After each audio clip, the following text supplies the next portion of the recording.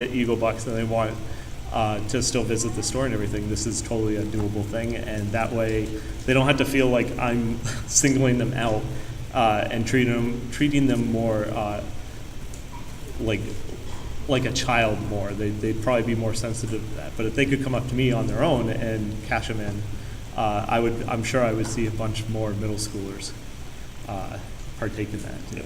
And I let the middle schoolers come up with their own rewards too. The idea of having me come out for extra recess, for whatever reason, the middle schoolers love playing this dumb game I made up called hand tennis. And they only get to play once a week when I'm on duty. And then the principal gets upset because I'm not moving around, I'm just playing one game with one group of kids.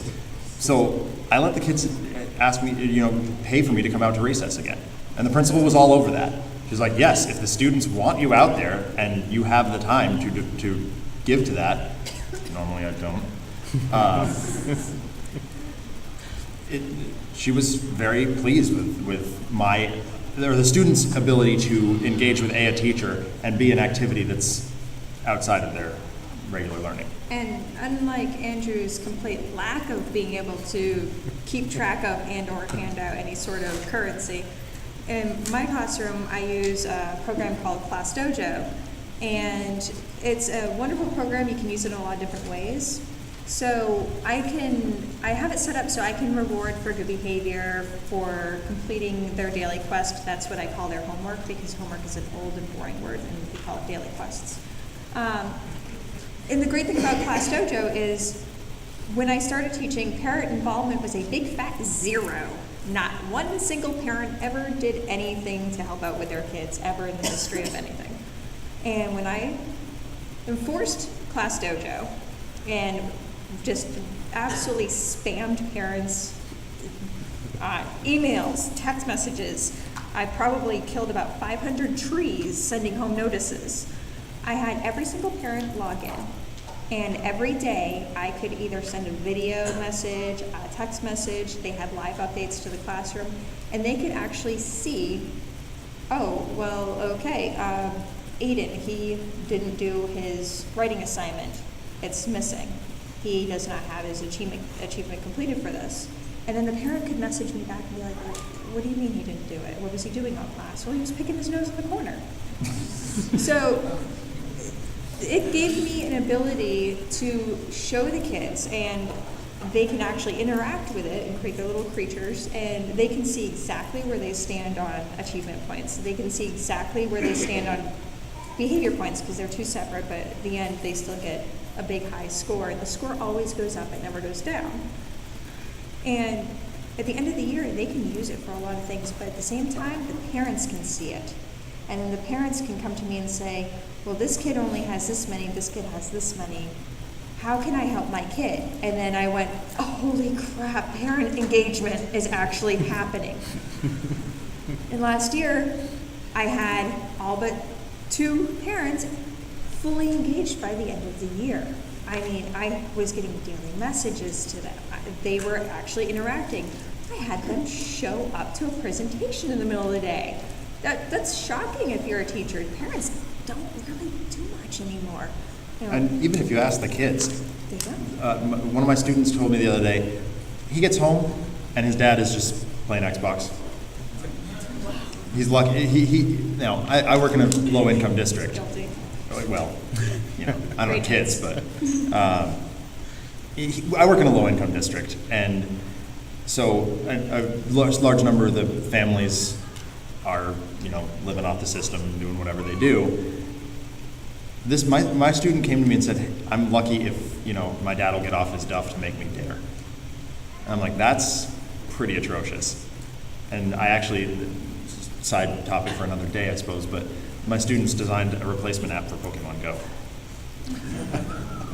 that actually gets parent involvement. And I've had a number of parents ask me when it's coming out. So obviously there's a fair amount of legwork that needs to be done on the teacher end in order to get the classroom ready for a GamerScore model.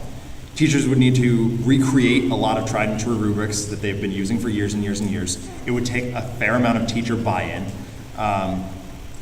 And they'd have to redo their classroom in order to accommodate a proficiency-based curriculum. If that is indeed the way we're going, as Kari's school seems to suggest, and many others, teachers need to find a way to make it feasible and make it relatable and make it understandable to both students, parents, and teachers. And I'll be honest, that would be no small feat. The reward system would have to be tailored to the interests of the classroom, and a tool like Google Classroom would probably prove invaluable for creating the GamerScore system into which student score could be placed. On the student end, the class would need to create some sort of tracking system to be a log of what their achievements had been, which achievements had been completed to date, and it would need to be edited by both teachers and students. Google Sheets, Google Forms, whatever, that is a huge boon for this. I already talked about my students having a budget base or a checkbook balance. That works extremely well for those students, and they're constantly checking their GamerScore. They know to come into the classroom and sit down and open that file immediately, because they never know when I might throw 5 gamer points at them just for answering a question correctly, or with more detail than I expected, or coming up with an innovative solution to something that I didn't think of, or even just persevering through 3 blue screen of deaths in one period. That was impressive.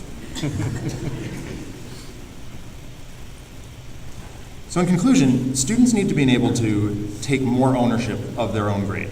The introduction of GamerScore as a classroom assessment tool, allows them to be always aware, omnipresent, omnipotent, I don't know what the word, omni-something, of an omnipresent way to do this.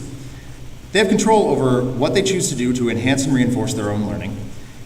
And although if they were to ask for extra credit directly, I'm probably going to say no, because they should know, and they do know, that option is always there. They just have to wow me. They have to impress.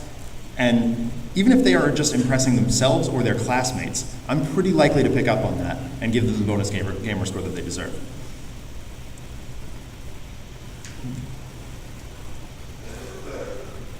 The system does encourage them to explore their learning above and beyond what is required to display proficiency in a way that's meaningful to them.